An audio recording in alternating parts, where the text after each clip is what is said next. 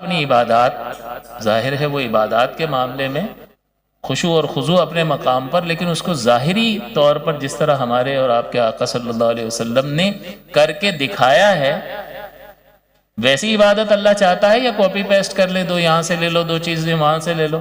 نہیں، بلکہ شرائط اور فرائض کو کرنا ہے اور مفسدات سے اپنی عبادت کو بچانا ہے۔ تو کرنے والی دو چیزوں کو کر کے رکھنا ہے کہ یہ ہاتھ سے نہ نکل جائے، عبادت صفر ہو جائے گی، اور فاسد کرنے والی چیز کو روکنا ہے۔ بندہ کہتا ہے اللہ بڑا غفور رحیم ہے، یار ہم پڑھ تو رہے ہیں نا، کوئی احسان کر رہے ہو کیا اللہ پر؟ معقول بات ہے یا نہیں ہے کہ کبھی کوئی آپ کوئی کھانا بھی بناتے ہو، کوئی ڈش بناتے ہو، اس میں جو چیزیں شرائط کے درجے میں، جو لازمی اجزاء کے درجے میں ہوتی ہیں، ان کو آپ لے کر آتے ہو، اس میں ڈالتے ہو، ایک ترتیب قائم رکھتے ہو، ابھی یہ ڈالنا ہے، اتنی دیر کے بعد یہ ڈالنا ہے، اتنی دیر کے بعد یہ ڈالنا ہے۔ لیکن اگر کوئی فاسد کرنے والی چیز ڈال دی، تو نمک 2 بار ڈال دیا، تو اب اللہ غفور الرحیم ہے، یہ کھارا تھوڑی ہوگا، مزہ آئے گا کھانے میں، کھا کے بتاؤ کیوں؟ معقول بات ہے نا کہ آپ نے ذرا سا فاسد کرنے والی چیز کو آنے دیا تو پورا کھانا، پوری ڈش فاسد ہوئی یا نہیں ہوئی؟ ہوئی۔ اور نبی اکرم صلی اللہ علیہ وسلم کی حدیث پاک صاحب ہدایہ نے اس کو ذکر کیا کہ صحابی آئے اور نماز پڑھی حضور کے سامنے، پھر حضور کی خدمت میں تشریف فرما ہوئے، حضور نے کہا قم فصلی فإنک لم تصلی، کھڑے ہو جائیں نماز پڑھیں، آپ نے نہیں پڑھی، حضور ابھی تو پڑھی ہے۔ صحابی نے حضور کو عرض نہیں کیا کہ حضور اللہ بڑا غفور الرحیم ہے، میں نے پڑھ تو لی، اب وہ جیسی بھی پڑھی، کیا وہ محتاج ہے ہماری صحیح نماز کا؟ بھئی صحیح اس نے اپنے نبی کے ذریعے جو سکھا کے بھیجی ہے وہ مطلوب ہے۔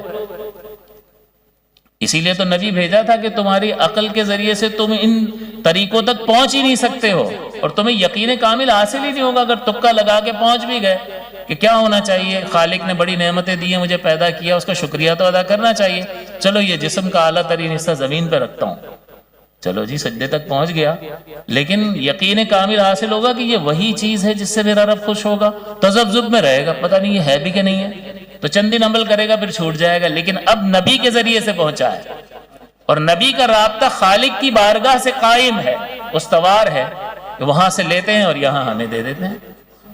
تو آپ کو یقین کامل ہے، بتاؤ 1400 برس سے وہ عبادت کی جا رہی ہے جو سرکار نے سکھائی تھی، کیوں آپ کو تذبذب نہیں ہوتا؟ پتہ نہیں یہ ہے بھی کہ نہیں، کہ اس سے رب خوش ہوتا ہے کہ نہیں؟ بھئی رب ہی کی ہدایت لے کر آئے تھے، ہم پر اتر نہیں سکتی تھی، کیونکہ پہاڑ پر نہیں اتر سکتی ہے، پہاڑ ریزہ ریزہ ہو جائے تو ہمارے اس گوشت پوشت ہڈی کا کیا ہو؟ لو انزلنا هذا القرآن على جبل الى آخر الآیہ۔ اس کا مطلب کیا ہوا؟ نبی اکرم صلی اللہ علیہ وسلم کی ذات پاک کے ذریعے سے جو ہدایات ہمیں ملی ہیں اس کو بعینی ہی ویسا سیکھ کر کرنے کی ضرورت ہے۔ پھر بھیج دیا حضور نے، پھر پڑھ کر آ گئے، پھر قم فصلی فإن 4 بار حضور نے 3 بار ان کو بھیج دیا، اب انہوں نے عرض کیا کہ حضور مجھے نہیں سمجھ آ رہا میں کہاں غلطی کر رہا ہوں، پھر حضور نے بتایا تعدیل ارکان ترک کرنا۔